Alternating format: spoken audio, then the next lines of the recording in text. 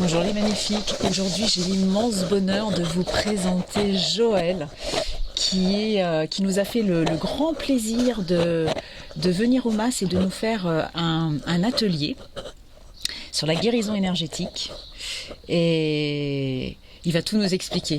Voilà, je pense que c'est le plus simple, ce sera bien mieux que si c'était moi qui le faisais. Dis-nous tout Joël sur cette guérison. En fait, le soin énergétique, le base quantique, l'énergie, il est accessible à tout le monde. Et que j'ai appris ça, c'était un vieux rêve d'enfant, de soigner avec les mains. J'ai eu le bonheur de faire des rencontres qui m'ont permis d'y accéder à ce rêve, de réaliser et de le pratiquer aujourd'hui. Et mon second souhait, c'est de le partager.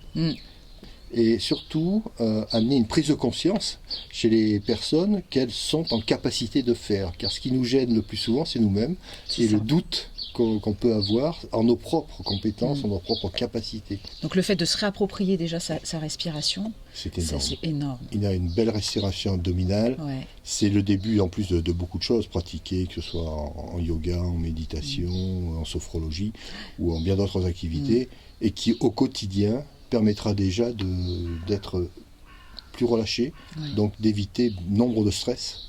Et Dieu sait qu'aujourd'hui le stress est un mal important de notre siècle. Tout à fait.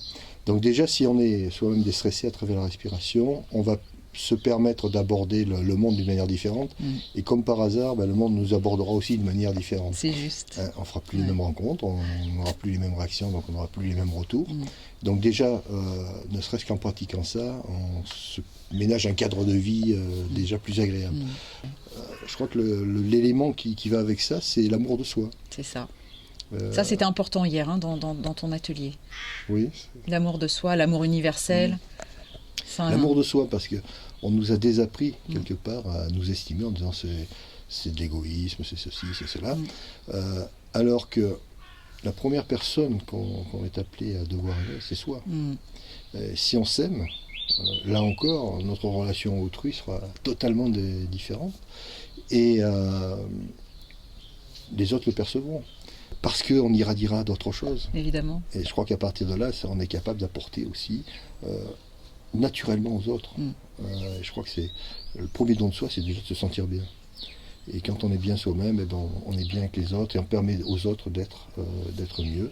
Là encore, quand on est bien avec soi, c'est marrant, mais on ne rencontrera pas les mêmes personnes. Non, c'est clair. On n'attire pas les mêmes, on ne va pas vers les mêmes. Comme si on était sur des niveaux de fréquences différents. Et du coup, on attirait autre chose vers soi. On attire en unité les mêmes niveaux de fréquence. Tout étant vibratoire, effectivement, être en capacité d'élever son propre niveau vibratoire, que ce soit à travers la respiration, que ce soit à travers le mieux-être, que ce soit à travers la concentration, la méditation, entre autres, qui va permettre d'élever son propre niveau. Et puis, quand on rencontre quelqu'un qui a besoin d'aide, à travers que ce soit émotif ou que ce soit physiologique ou autre, on va lui permettre de monter elle-même sa fréquence. Et à partir de ce moment-là, on va modifier les choses. Donc Joël, toi tu organises des stages de formation où tu sensibilises les personnes à tout ça. Tout à fait. J'ai différents niveaux de formation. Donc un niveau de base, comme l'atelier qu'on a évoqué tout à l'heure, la sensibilisation, qu'on a eu hier, où là, je fournis tous les outils aux gens pour qu'à l'issue de ces 2 jours, ils soient en capacité de pratiquer. D'accord. Vraiment. Et c'est un atelier extrêmement pratique, où il y a une partie, effectivement, un peu de théorie, mais ça reste quelque chose de très abordable, et un côté extrêmement pratique derrière, qui permet aux gens de pratiquer pendant l'atelier déjà, ça les rassure sur les premiers pas, et puis derrière, dès le lundi, parce que je fais ça les week-ends, dès le lundi, ils sont en capacité de d'effectuer. La seule chose contre lesquelles ils vont devoir lutter, c'est eux-mêmes, déjà. Le doute. Le doute. C'est le doute, en fait. Le doute, complètement. Et le deuxième élément, c'est le lâcher-prise.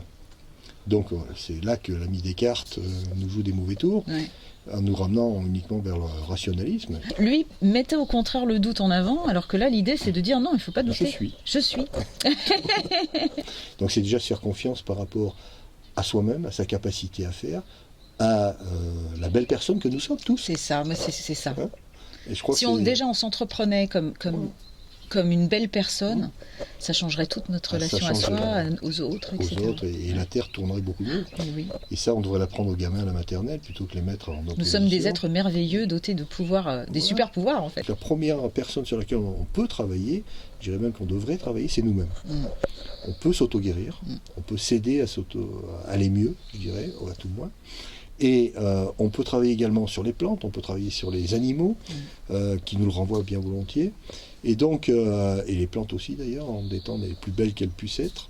Donc déjà, ça donne un certain nombre d'éléments de travail. Le plus dur, c'est de faire le premier pas. C'est ça. Et on se révèle comme un être unique, magique et magnifique. Merci à toi Joël infiniment et à tout bientôt. Au revoir.